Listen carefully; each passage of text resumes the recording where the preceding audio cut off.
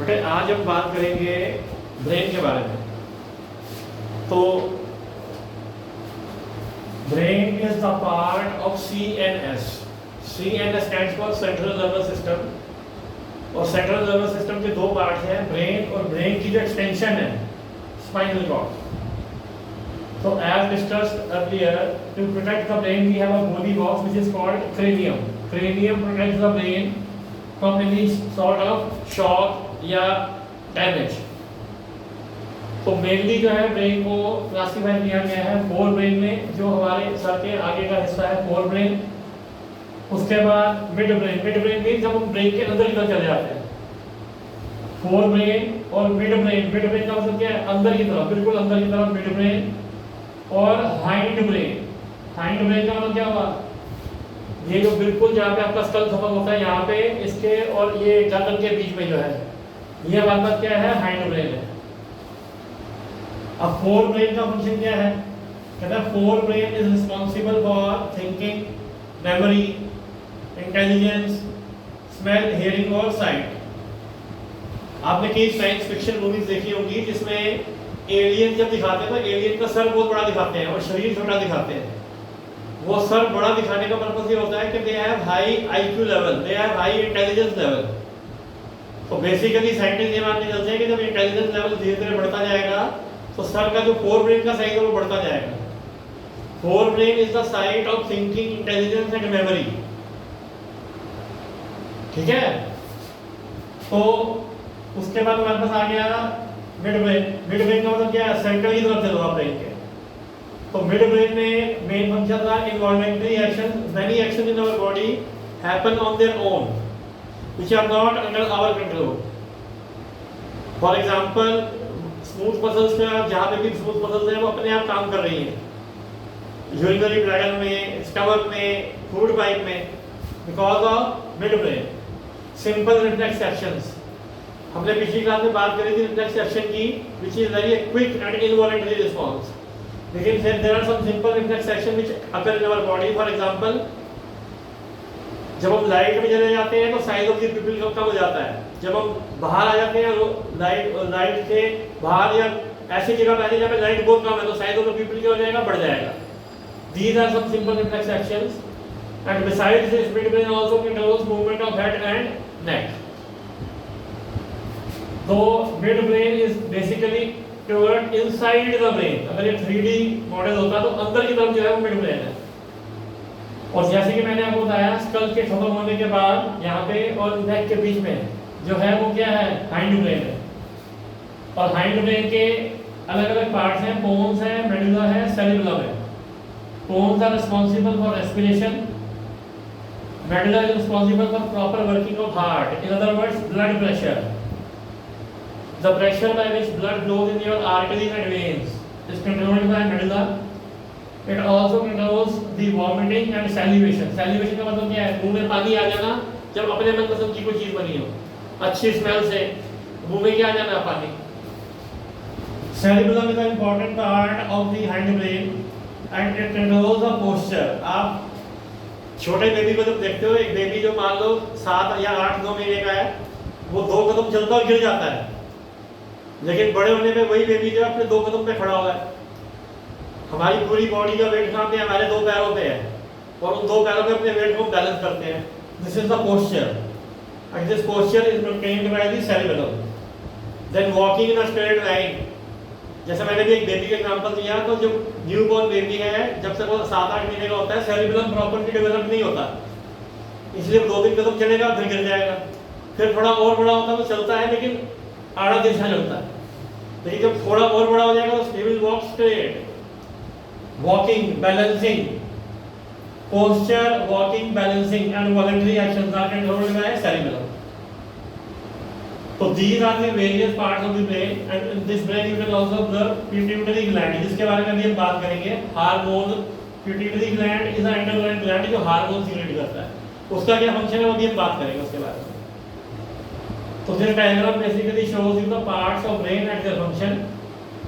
Forebrain, midbrain, in the center of the brain, and the hindbrain. In this region, this is the hindbrain, and it has 3 parts: pons, then it has medulla near the spinal cord, and behind the hypothalamus it has cerebellum. So this diagram shows you the various parts of the brain and their function. Now we will discuss about another system in our body which helps in control and coordination. There are two systems in our body which help in control and coordination. One of them was nervous system and the other is hormonal system. हमारी body में अलग अलग जगह पे बड़े सारे क्या हैं, endocrine glands. There are two types of glands in our body. One is exocrine, which have tubes, and other is endocrine, which don't have any tube, and that is why they are called ductless. Duct is also क्या हुआ, tube. They are tubeless, and they secrete their secretion directly into the blood. तो ये endocrine gland जो है ये भी हमारे control and coordination के लिए रिस्पॉन्सिबल है, हमारी ग्रोथ के लिए रिस्पॉन्सिबल है. नर्वस सिस्टम में और हार्मोनल सिस्टम में बेसिक फर्क ये है, नर्वस सिस्टम का एक्शन बड़ा फास्ट होता है लेकिन हार्मोनल सिस्टम का एक्शन स्लो होता है. अब अलग अलग हमारी बॉडी में अलग अलग जो ग्लैंड हैं उनके बारे में बात करेंगे, उनकी पोजीशन और उनके फंक्शन के बारे में. जैसे सबसे पहला ग्लैंड है हमारे पास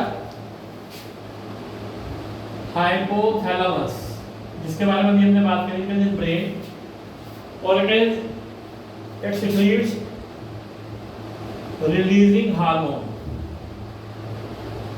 and it controls the pituitary gland. It controls the pituitary gland. Then comes pituitary gland. Pituitary gland is also called master gland because it controls the function of many other hormones. See, this is the gland, this is the hormone, and this is their function. Hypothalamus releasing hormone to control the pituitary gland. Pituitary gland की position अभी आपने break के diagram में देखी थी. It secretes growth stimulating hormone GSH, and it is responsible for development of bones and muscles. देखो आपने बात करी पिट्यूटरी ग्लैंड की, it is called master gland and it is responsible for the functioning of other gland also and it is responsible for the overall growth of the body. आपकी class में भी कई बच्चे ऐसे होंगे जिनकी हाइट बहुत अच्छी होती है, कई बच्चे ऐसे होंगे जिनकी हाइट कम है, लेकिन जो हाइट है आप उसको ड्वार्फ नहीं कह सकते या बोना नहीं कह सकते, और जिनकी हाइट बहुत ज्यादा है उनको आप जायंट नहीं कह सकते.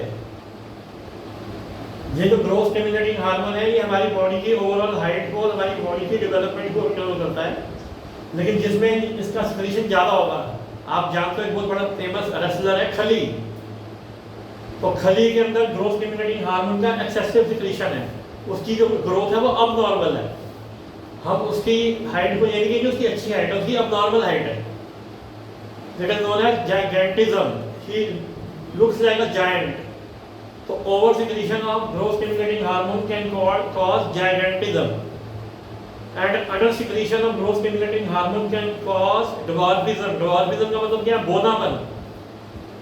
आपकी क्लास में जिस बच्चे की हाइट छोटी है उसको बोना नहीं कह सकते क्योंकि उसके बॉडी के सारे ऑर्गन प्रोपोर्शनली ग्रो कर रहे हैं. लेकिन जो बोना है, जैसे अगर आपको भी सर्कस गए हो तो उसमें सर्कस में आप देख सकते हो कि ड्वार्फ क्या होते हैं, जिनका हेड तो नॉर्मल साइज का लेकिन बाकी बॉडी जो है वो छोटे साइज की है. That is due to less secretion of growth stimulating hormone in the body. Therefore, we can say besides nervous system, hormonal system या hormone system is also responsible for our growth and control and coordination. उसके बाद हमारे पास आ गया thyroid gland. Thyroid gland is basically present near the neck और इसका function है, इसका जो हार्मोन है वो है थायरॉक्सिन, और इसका फंक्शन है protein, fat and carbohydrate metabolism. अगर बेटे आपको इससे थोड़ा सा स्पेलिंग नहीं भी समझ में आ रहा है तो दिक्कत वाली बात नहीं, क्योंकि जब मैं नोट्स करूंगा सब कुछ क्लियर हो जाएगा आपको। अभी फिलहाल आप इसमें फंक्शन पे ध्यान दो। थायराइड जो ग्लैंड है वो नेक पे है, नेक के आसपास, और ये सीक्रेट करता है thyroxine hormone which is responsible for protein, fat, carbohydrate metabolism. Protein, fat, carbohydrate metabolism का मतलब क्या है? The ability of the body to digest protein, fat और कार्बोहाइड्रेट। फिर से मैं एग्जांपल देता हूँ, आपके ही परिवार में कई ऐसे लोग होंगे तो बहुत खाते हैं लेकिन फिर भी पतले के पतले, तो उनका थायराइड जो है बहुत ज्यादा एक्टिव है। एक्टिव का मतलब क्या है? It is very quickly digesting carbohydrate, fat और प्रोटीन्स। लेकिन कुछ व्यक्ति ऐसे भी होते हैं जो बहुत कम खाते हैं, डाइट भी करते हैं, लेकिन फिर भी उनका शरीर फैलता जाता है। That is because of less functioning of thyroid gland, less functioning of, less secretion of thyroxine hormone. उनकी बॉडी में फैट, कार्बोहाइड्रेट को डाइजेस्ट करने की एबिलिटी कम है। वो कम भी खाएंगे तो उनके शरीर को लगेगा और वो फैलते जाएंगे। और जिनका थायराइड बहुत ज़्यादा एक्टिव है वो जितना मर्जी खा ले वो फिर पतले के पतले रहेंगे। थायराइड से मिलता जुलता एक और हार्मोन ग्लैंड है पैराथायरॉयड।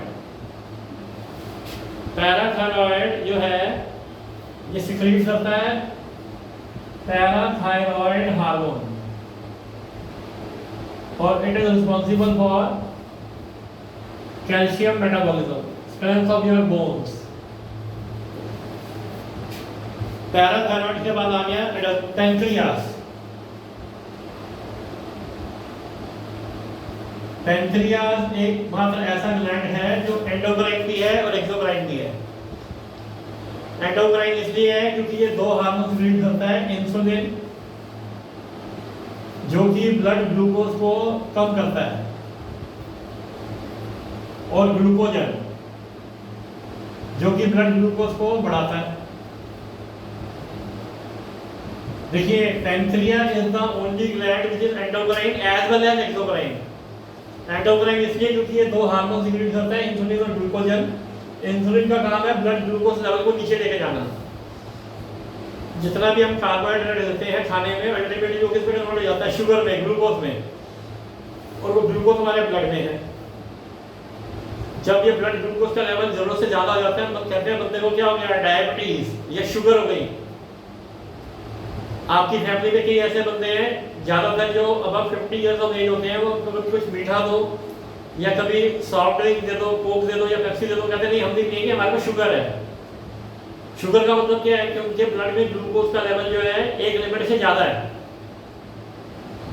तो ब्लड में शुगर के लेवल को कंट्रोल करने के लिए जो हार्मोन है वो है इंसुलिन। लेकिन कई जो लोग हैं वो बहुत ज्यादा मीठा खाते हैं, तो ये इंसुलिन जो है इनका काम पूरे से नहीं कर पाता, तो ऐसे लोगों को क्या हो जाती है? शुगर। तो उनको इंसुलिन के इंजेक्शन लेने पड़ते हैं। तो insulin basically lower down the blood glucose and glucagon increases the blood glucose level. उसके बाद हमारे पास आ गया एड्रेनल ग्लैंड। एड्रेनल ग्लैंड जो है it is present in the kidneys, above the kidneys, and it secrets adrenaline hormone, and this adrenaline hormone is also called emergency hormone. ये control करता है आपके ब्रीदिंग रेट को, ये हेल्प करता है आपको in the time of anxiety, in the time of excitement. और ये जो ग्लैंड है एड्रेनल, ये किडनीज के ऊपर प्रेजेंट होता है और इस सिक्रीशन करता है adrenaline hormone at the time of emergency. अब इमरजेंसी का मतलब क्या है? ये तो आपको आपके अपनी लाइफ का एग्जांपल दे सकता हूँ मैं। जब किसी यूटी में आपके स्कूल में अच्छे मार्क्स नहीं आते तो आप अपने घर वालों से वो कॉपी जो छुपा लेते हो कि अभी कोई कॉपी नहीं मिली, 3-4 दिन से आप घर वालों को कह रहे हो कि अभी कॉपी मिली नहीं है, मैडम आई भी नहीं है, मार्क्स तो मिले ही नहीं है। लेकिन एक दिन आप अपने डाइनिंग टेबल में खाना खा रहे हो और आप देख रहे हो कि आपकी मम्मी जो है आपके स्कूल बैग के आसपास घूम रही है, तो उससे आपको टेंशन होनी शुरू हो गई। फिर आपने देखा कि मम्मी स्कूल बैग के पास बोल रही है, उससे ब्रीथिंग रेट और हाई हो गया, एक्साइटमेंट एंड एंजाइटी। और जब मम्मी का हाथ स्कूल बैग में चला गया और मम्मी ने आवाज लगाई, बेटा ये क्या है, तूने तो कहा था कॉपी मिली नहीं, उस टाइम दिल की धड़कन तेज, धक धक धक धक धक धक, ठीक है, एक्साइटमेंट हो गई एकदम, ब्रीथिंग रेट भी तेज हो गया। तो ऐसी एंजाइटी की सिचुएशन में, ऐसी एक्साइटमेंट की सिचुएशन में जो हार्मोन हमारी बॉडी के एनर्जी लेवल को मीट करने के लिए हमारी हार्ट बीट बढ़ा दें, हमारा ब्रीथिंग रेट बढ़ा दें, वो हार्मोन कौन सा एडजस्ट कर दें। एनसीईआरटी का एग्जांपल है, जब एक गिलहरी किसी प्रेडेटर के सामने आ जाती है, जब गिलहरी किसी ऐसे जीव के सामने आ जाती है जो गिलहरी को खा सकता है, तो गिलहरी का हार्ट रेट क्या हो जाएगा, बढ़ जाएगा। When we are in a situation of excitement, danger and anxiety, ठीक है, आमतौर पे जो लड़के हैं आपस में लड़ पड़ते हैं, जब लड़ पड़ते हैं तो that is the situation of anxiety. But after some time when they cool down, ये हार्मोन सिक्रीट करना बंद हो जाता है। ये हार्मोन सिक्रीट उसी टाइम होता है। हमारी बॉडी में एक ऐसा मैकेनिज्म है, फीडबैक मैकेनिज्म, जो जब किसी हार्मोन की जरूरत होती है तो हार्मोन अपने आप सिक्रीट होता है, लेकिन जैसे ही उस हार्मोन की जरूरत कब बंद हो जाती है तो अपने आप सिक्रीट होना बंद हो जाएगा। ऐसा नहीं है कि अगर एक बार दिन हार्मोन आपके सिक्रीट होना शुरू हो गया तो सारा दिन हाफते रहोगे, या सारा दिन आपको पसीना ही आता रहेगा, या सारा दिन आपकी हार्ट बीट ज्यादा रहेगी। नहीं, जैसी सिचुएशन नॉर्मल हो जाएगी ये हार्मोन सिक्रीट होना बंद हो जाएगा। This is called feedback mechanism. All these glands and all these hormones are same in male and female, but there is one pair of hormones which is different in males and females. In males, it is the gland is testes, and the hormone is testosterone. It is responsible for the secretion of male gamete and male features. And in females the gland is ovary and the hormone is estrogen and एक और hormone होता है progesterone. They are responsible for secretion of egg. Egg means the secretion of female gamete and female characters. So out of the glands, these glands are common in both male and female, but in testes we have in males we have testes and in females we have ovary. These are the glands, these are their hormones and these are the functions. जब आपको इसके notes मिलेंगे तो और clear हो जाएगा आपको। अब जैसे हम बात कर रहे हैं control and coordination in animals, ऐसे ही कंट्रोल एंड कोऑर्डिनेशन प्लांट्स में भी होता है। जैसे हम रिस्पॉन्ड करते हैं स्टिमुलाई को, कोई चीज़ हमारी तरफ आ गई तो हमारी आंखें बंद हो गई, हमारा सिर झुक गया, या कोई धमाका हुआ तो हमारा सर उस तरफ उड़ गया, या कोई स्मेल अच्छी आई तो हमारे मुंह में पानी आ गया। जैसे हम रिस्पॉन्ड करते हैं स्टिमुलस को, ऐसे प्लांट्स भी रिस्पॉन्ड करते हैं स्टिमुलस को। But how do plants respond, ये हम अगली क्लास में पढ़ेंगे। लेकिन ये आपको ध्यान रखना है कि हमारे एनिमल्स के अंदर दो सिस्टम है जो कंट्रोल एंड कोऑर्डिनेशन वर्क करते हैं। एक नर्वस सिस्टम जिसका पार्ट है brain, spinal cord, cranial nerves और पेरिफेरल नर्व्स, और एक है हार्मोनल सिस्टम जिसके पार्ट 6 हैं, ये सारे ग्लैंड्स और ये सारे हार्मोन्स। नर्वस सिस्टम का एक्शन बहुत फास्ट होता है, लेकिन हार्मोन्स का सिस्टम बहुत स्लो होता है। हार्मोन का जो इफेक्ट है बड़ा धीरे धीरे नजर आता है। जैसे मैंने एग्जांपल दिया जाइगेंटिज्म, डवार्फिज्म, तो ये हार्मोन्स ऐसे नहीं है कि जैसे एक साल में बच्चा शरीर इतना बड़ा हो जाएगा, नहीं, धीरे धीरे इसका इफेक्ट नजर आता है। अडल्ट दिन ये सिक्रीट होगा इमरजेंसी में, लेकिन इसका इफेक्ट धीरे धीरे नजर आएगा। तो अगली क्लास में हम पढ़ेंगे control and coordination in plants. Till then bye.